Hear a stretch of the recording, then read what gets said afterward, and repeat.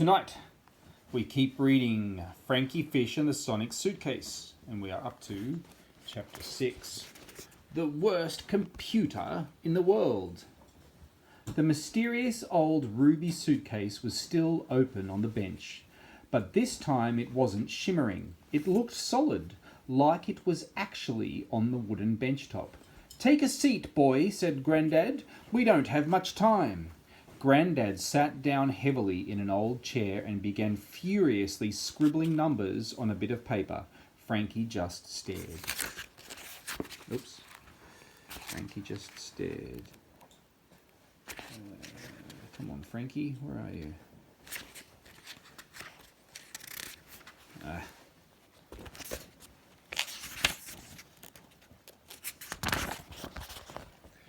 His granddad had never invited him to sit down with him ever, let alone in this dusty, forbidden shed.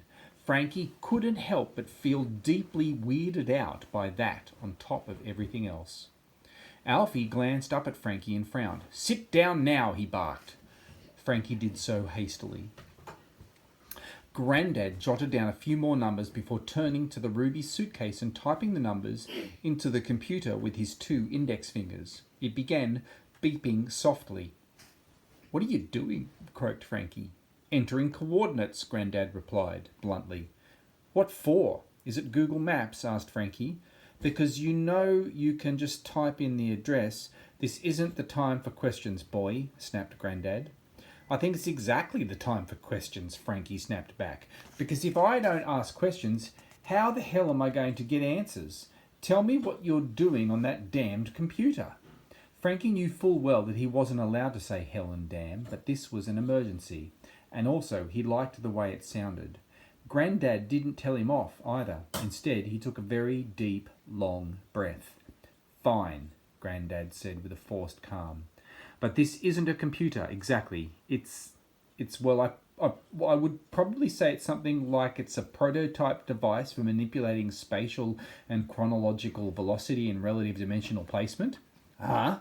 said Frankie. It occurred to him that maybe Grandad hadn't taken his medication that morning. Alfie Fish sighed again and leaned in close to his grandson. When he spoke, his voice was a mix of frustration, anguish, and pride.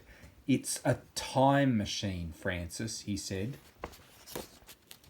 "It's a one-of-a-kind, wondrous time-travelling machine, and it works." Frankie leaned back as far as he could without falling off his chair. He was now completely certain that his granddad was off his old man medication. So where's Nana?" "Well, that's just it, boy," Grandad blurted out, and his eyes filled with tears. "I went back in time to fix a mistake, and I think I might have made her disappear."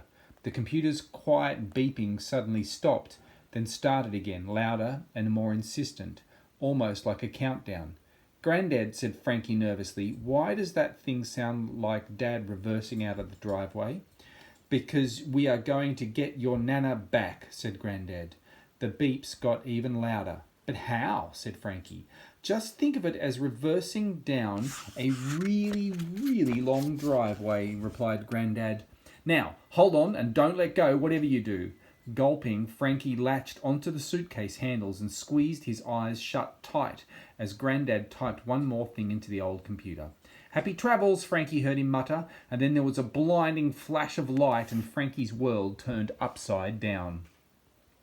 Imagine being stretched. Not just the kind of stretch you do after you've been sleeping in a weird position to get rid of the pins and needles and creaks in your bones. No. Imagine being stretched over time and space, stretched like a rubber band to breaking point or one of those elastic toys you get in lolly bags at your birthday party.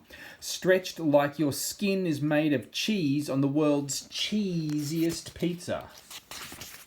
Ooh, there's Frankie and his granddad being stretched through time.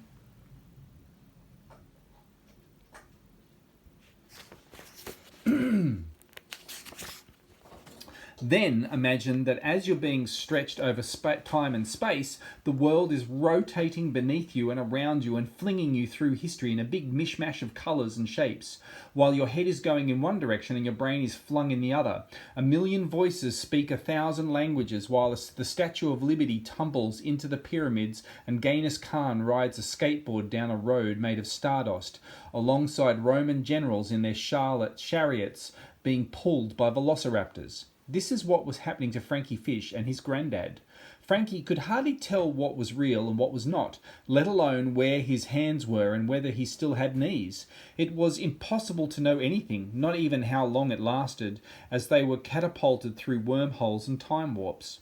At one point, Frankie looked up and saw Grandad looking at him. The old man's words came out like a movie on the wrong speed. Get ready. Then Frankie noticed the world spinning faster and faster around him, the voices getting louder, and somehow he could feel trees falling and rockets exploding and black clouds rumbling like a giant storm was imminent. Before he knew it, an exact moment in time and space had sucked Frankie and Alfie Fish into its belly like a vacuum sucking up ants. This is so random, thought Frankie, but it wasn't random at all. It was time travel. Chapter... Oh no, there he is. Look, he's landed. Where on earth is he? Someone's lying there beside the rock. Chapter 7. Some Other Time. Grey clouds, wet grass and cold fresh air. This is what Frankie Fish saw, smelt and felt as he opened his eyes. Gone was the kaleidoscope of colours and the sounds of a million voices, replaced with a whistling cold and bitter wind. What just happened? Frankie said groggily, feeling like he had to go on the world's worst. He had to go on the world's worst roller coaster. He rubbed his eyes and looked around. He was in a paddock with grass as green as your greenest pencil, with enormous rocky boulders rising up from the ground. Frankie blinked a few times, as if it might refresh the image in front of him. Still green, still rocky. Then he realised that on top of that, he was alone. Oh no, he groaned. Where's Grandad? Next moment, he heard a moan and a rumble from behind a large boulder nearby.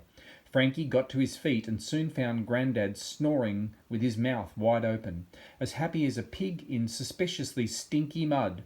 Somehow, he was still gripping the ruby suitcase. Frankie bent down and said right into his ear, "Grandad, are you okay?" Grandad sat bolt upright. "What time is it?" he demanded. Frankie shrugged. "I have no idea. I don't even know if my butt's on the right way." Grandad leapt to his feet and started scanning the field, his eyes bright and clear. "Bugger it! This isn't where I landed last time. We need to keep moving. The train will be approaching any minute and we can't miss it." Frankie raised an eyebrow. "What train? We're in the middle of nowhere. Come on, boy. Time travel waits for no man, nor his annoying grandson." Grandad snapped like a piranha at a buffet before marching off. "Hang on a second," said Frankie, heart pounding with excitement. "Are you telling me we just time travelled?" "No, we caught a taxi to 1952, said Grandad sarcastically. "This is amazing," Frankie yelled, scrambling after him. "I've never time travelled before. And I've never left a child in the middle of nowhere before, but today will be the day of firsts if you don't hurry," huffed Grandad. "We need to get to Hope Street again and quickly." Then a thought struck Frankie. Not a good one. "Grandad, how many times have you been travelled back to 1952? "Does it matter?" the old man replied over his shoulder, and with all the care and consideration of a professional wrestler. "It matters a lot," replied Frankie slowly. "You see, Grandad, I've read a lot of time travel books and watched a lot of time travel movies, and if there's one thing I know, it's that if you keep going to the same point in time, you start to wear out the time path." Grandad stopped and stared at Frankie. Meaning things go wrong, said Frankie, gesturing to the paddock around them. "We end up in the middle of nowhere instead of in the middle of somewhere." "You don't know what you're talking about," Grandad snorted as he stomped off at top speed. Granddad's wrong. Is he? Frankie hurried after him. He didn't fancy being stuck out here, wherever here was, by himself. He wouldn't You wouldn't expect there to be a train station in the middle of nowhere, or perhaps that's the perfect place for a train station. But either way, in the middle of the rolling green hills, there was one. It was only 5 minutes' walk from where Frankie and his granddad had landed. It was a pretty basic setup, just some tracks, which all good train stations should have, and a kiosk that was closed. All the same, Grandad seemed very relieved when they arrived. "I think we just made it," he said, puffing and red in the face from the brisk hike. Sure enough, trundling up to the platform was an old-school steam locomotive, like something out of Thomas the Tank Engine. Hissing and whistling, it lurched up to the platform before creaking to a stop. Grandad sniffed. "Well, that's one thing that's gone right today." Frankie followed him onto the train and into a nearly empty carriage. Grandad went straight for a seat and slid along to the window side. Frankie rolled his eyes. Typical selfish Grandad. Everyone knew grandkids were supposed to get the window seat. Frankie slid into the next row and flopped his arms over the seat so that he could look at Grandad. But as the train started chugging along again, the old man's mind was clearly somewhere else. He was frowning deeply and gripped the ruby suitcase so tight that his knuckles were nearly white. Frankie decided it was time for some answers. "You have to tell me what's happening, Grandad. Please, where the hell are we?" He wasn't really enjoying saying hell anymore. Turns out that swearing becomes less fun than you'd think when your parents have been turned into a fish and chip shop.